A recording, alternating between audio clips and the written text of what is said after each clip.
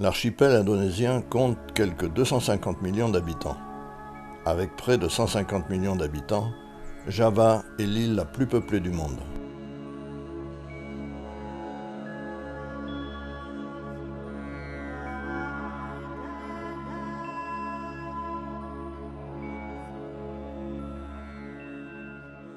L'Indonésie produit des girofles, du caoutchouc, du tabac, du café.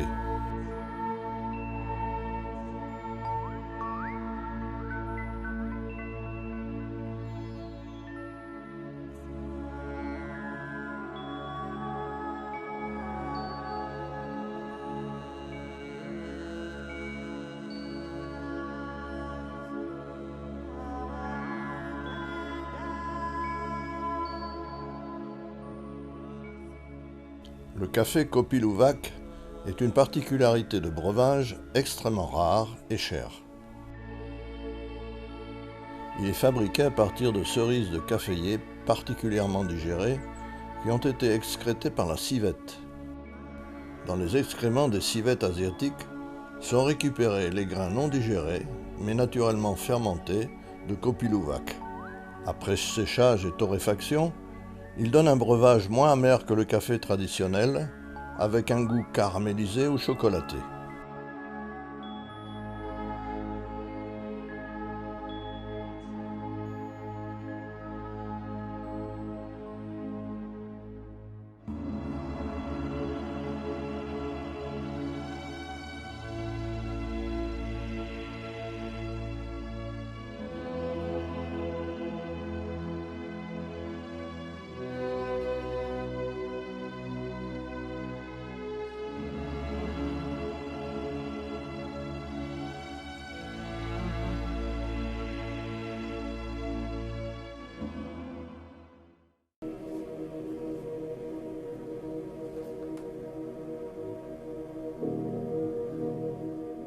Prambanan, considéré comme le plus vaste site hindouiste de Java, a été construit en 850.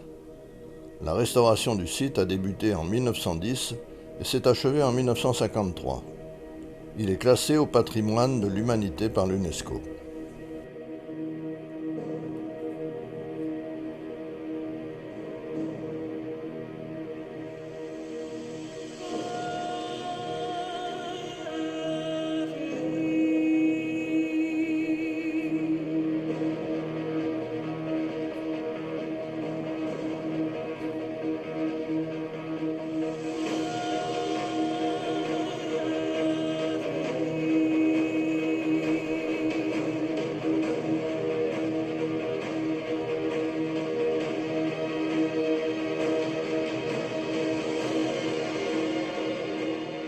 Les reliefs illustrent l'épopée de Ramayana, dédiée à la triade Brahma, Shiva et Vishnu.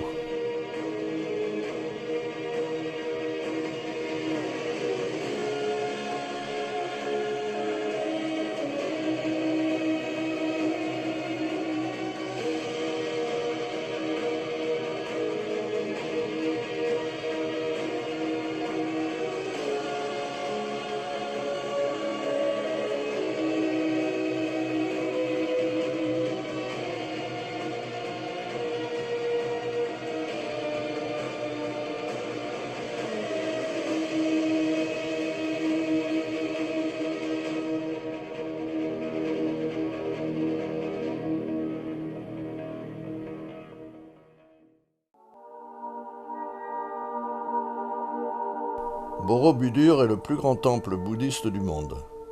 Construit vers l'an 800 après Jésus-Christ, abandonné en 950 et restauré avec le concours de l'UNESCO à partir de 1973 jusqu'en 1985.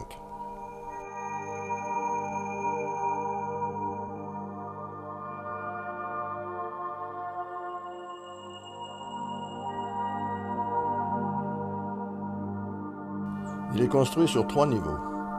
Une base pyramidale comprenant 5 terrasses carrées concentriques, surmontée d'un tronc de cône et couronnée d'un stupa monumental.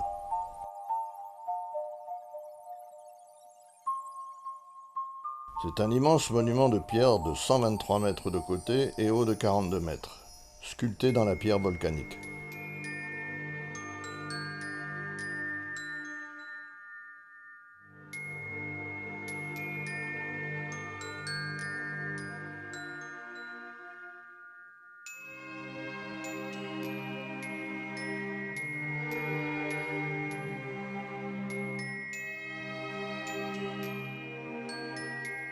Des milliers de bas-reliefs, couvrant les différents niveaux, sont un véritable livre ouvert sur la faune, la flore, la vie quotidienne ou religieuse des Javanais de cette époque.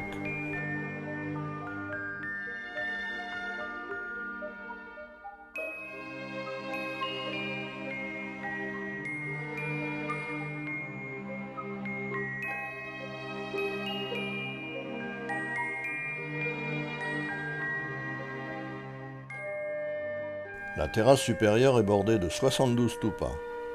Au centre, un stupa inachevé couvre un Bouddha.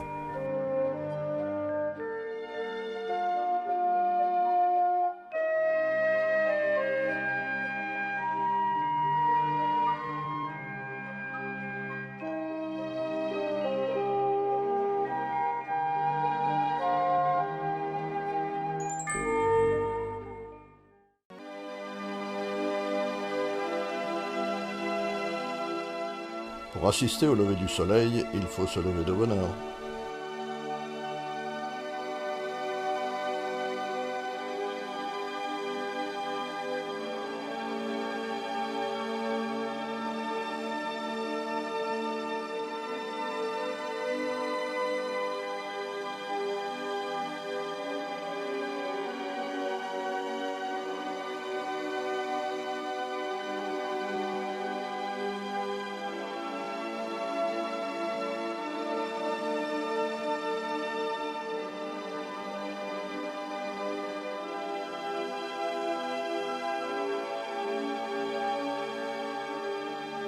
La lumière diffuse révèle le paysage majestueux du volcan Bromo, fumant au milieu de son immense caldeira de cendres.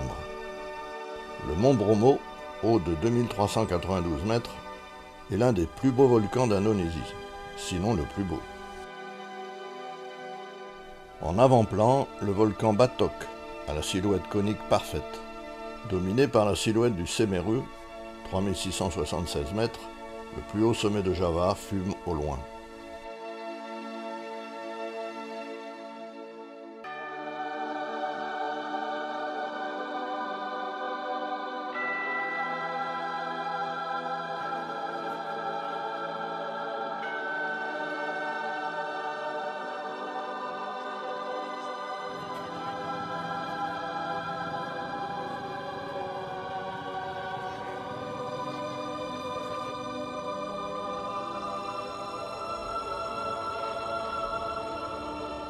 La descente se fait en jeep pour se rapprocher du volcan Bromo.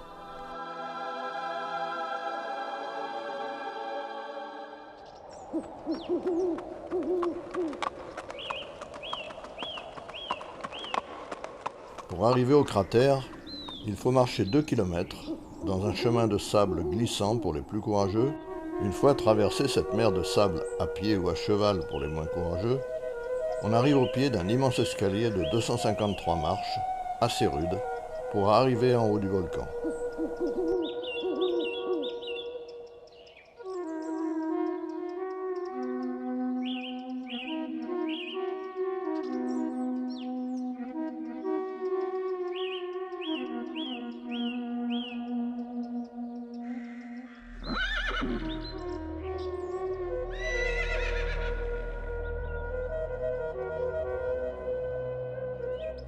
Le Bromo appartient à un massif volcanique d'un périmètre d'une quarantaine de kilomètres.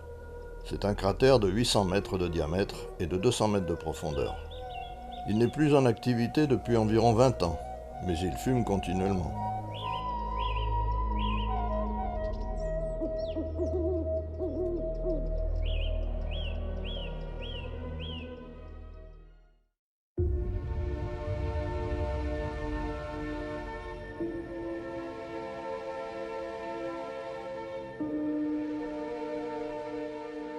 Pendant de nombreuses années, les porteurs de soufre, appelés pankari, portaient sur leurs épaules entre 60 et 80 kilos pour gagner quelques roupies, 2 à 3 euros par jour, et parcouraient sur des pentes assez raides par moment, 2 voyages par jour, soit 12 km. En 2015, scandalisé par les cicatrices sur les épaules des porteurs, un restaurateur suisse vivant à Bali leva 30 000 $ pour faire fabriquer 115 chariots aux porteurs.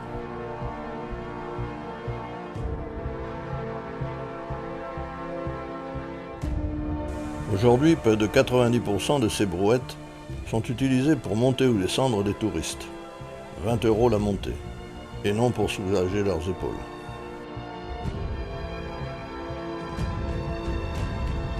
Le sommet du Cavaïgen se situe à 2386 mètres au-dessus de la mer. Il faut compter environ 2 heures de marche et de pente assez raide par endroits pour arriver au volcan.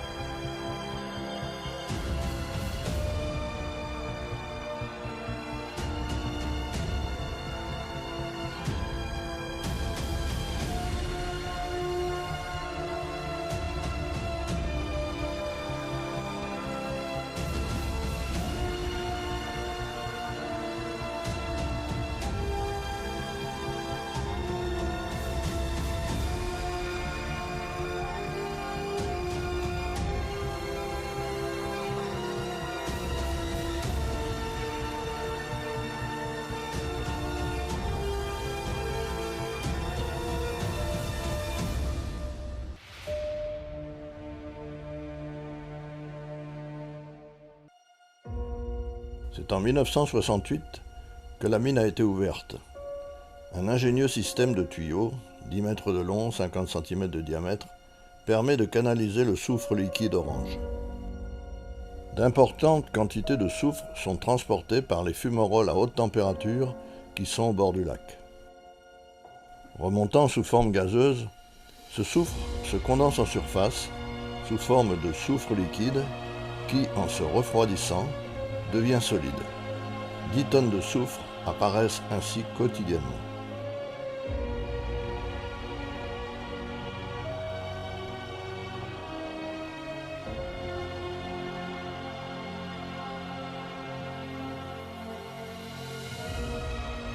Chaque jour, 70 à 150 mineurs, véritables forçats du soufre, descendent dans les entrailles du Cavaïgen afin d'embellir notre quotidien. Une fois que les mineurs ont chargé assez de soufre dans leur panier, ils remontent le cratère pour déposer leur charge au pied du volcan. Le soufre est vendu à des coopératives et servira entre autres au raffinement du sucre.